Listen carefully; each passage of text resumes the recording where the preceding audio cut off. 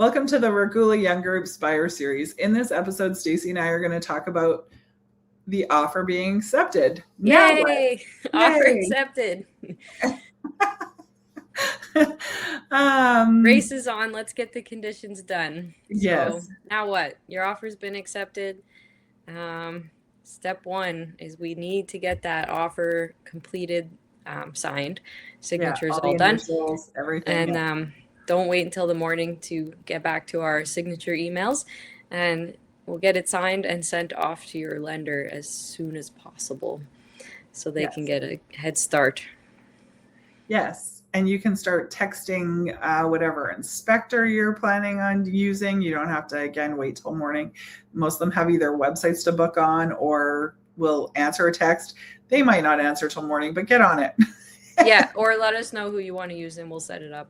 Sure. Yeah. They tend to answer us. Yes, that's right. And so, yeah, we work on securing the final mortgage approval. If your house had a condition to sell your house, like we can't wait 3 weeks to get it listed. We'll have had this conversation with you already, though. We don't have a lot of time. Let's get it on the market. Yeah, we're going to be scheduling the photographer and whatnot as we get all this stuff happening tonight. And so what happens if financing or the inspection takes longer than expected, Stacy? Well, then we have to get an extension. Yeah. Yeah, and we have to hope that we're going to get that extension because it's not automatic. We don't automatically get granted an extension. Sometimes the seller will ask for a higher deposit. Sometimes they just say yes. But sometimes they have like someone chomping at the bit to want to write an offer, and if they might slap a time clause on us so that they can, possibly entertain that offer.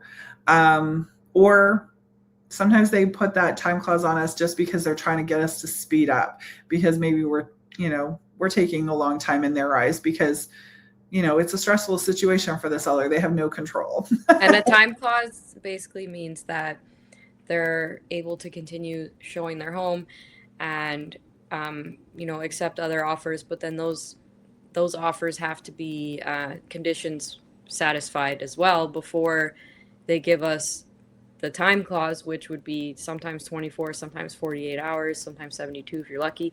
And then we have that time frame to satisfy our conditions. And if we don't remove our conditions in that time, then they can take the other offer. But, sometimes if it's 48 hours, we might have time to get it done, right?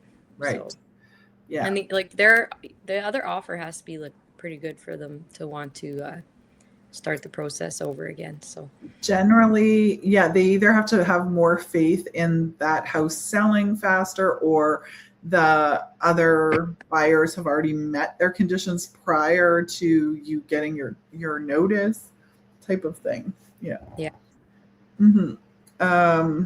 So what happens if an inspection reveals some major issues? Well, you have a few options. First of all, an inspector might find the issue, but at this point, it might be good to bring in, say it's a foundation thing, then maybe look at bringing in a foundation specialist, get some quotes, and then we can either choose to walk away. So we would get the deposit back and we would sign a form, conditions not satisfied, and then the deal is dead at this point. Or we can renegotiate the price with the sellers. We can tell them what we found with your consent, and then because you did pay for that inspection, and then we can provide the quotes that it's going to cost X amount of dollars to fix, and we can go from there. There's different options. Yeah. If you find something big, or you can get them to fix it, but I'm not a fan of that. Like doing that. You want something done right, do it yourself. So it's just like being in control of who's being hired and what permits are being taken and all that good stuff. Yeah, like don't set yourself up for another lawsuit. Yeah, I've dealt with houses that the HRV is not working and the crawl space had lots of water issues, and sellers are like, oh well, we'll just run some dehumidifiers, and the buyers backed out because the sellers weren't willing to compromise and, get professionals in there. So. Right. Yeah. Makes sense. Makes sense. Well, and then communication between your realtor and mortgage broker and lawyer is usually key. Yeah, like we take that step. Like, you don't have to be on as like we communicate with everybody, and there's a lot going on behind the scenes, and we're just making sure they're updated. So it's really important that they are willing to communicate with us and that you're sharing your information. I've only encountered one lender who refused to talk to the realtors, so that was very, very rare situation.